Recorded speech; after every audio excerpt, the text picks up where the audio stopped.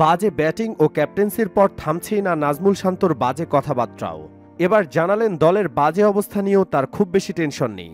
বিশ্বকাপে দেশকে নেতৃত্ব দিতে পারাটাই তার কাছে বড় বিষয়।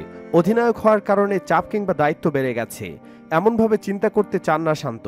বরং এতে তার বড় একটি স্বপ্নই পূরণ হয়েছে বলে মনে করেন শান্ত। তার মানে কি তার স্বপ্ন পূরণটাই বড় বিষয়? দেশকে ভালো কিছু দিতে পারা বা না পারা কোনো ফ্যাক্ট নয়। দলের এত বাজে সিচুয়েশনের মধ্যেও শান্ত বলেন, আমার মনে হয় প্রত্যেকটা ক্রিকেটারেরই এমন স্বপ্ন থাকে দেশের হয়ে প্রতিনিধিত্ব করার। তারপর যদি আবার বিশ্বকাপের মতো একটা আসরে এ ধরনের সুযোগ আসে, তাহলে তো সেটি গর্বের বিষয়। অনেক দারুণ একটা মুহূর্ত আমার কাছে মনে হয়।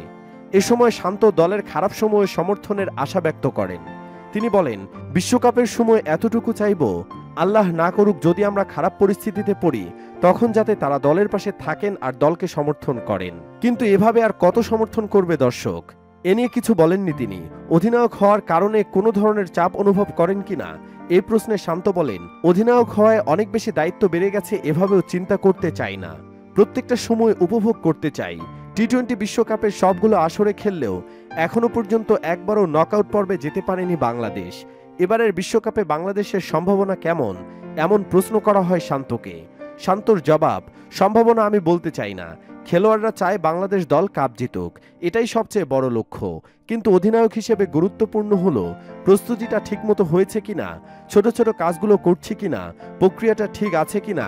এই জিনিসগুলো যদি আমরা ঠিকভাবে করতে পারি, প্রতিটি ম্যাচে আমাদের শক্তি অনুযায়ী খেলতে পারি, তাহলে ফল আসবেই। তাই ফল নিয়ে খুব একটা চিন্তা নেই। ছোট ছোট জিনিসগুলো যেন আমরা ঠিক করতে পারি, এটা নিয়ে বেশি মনোযোগী।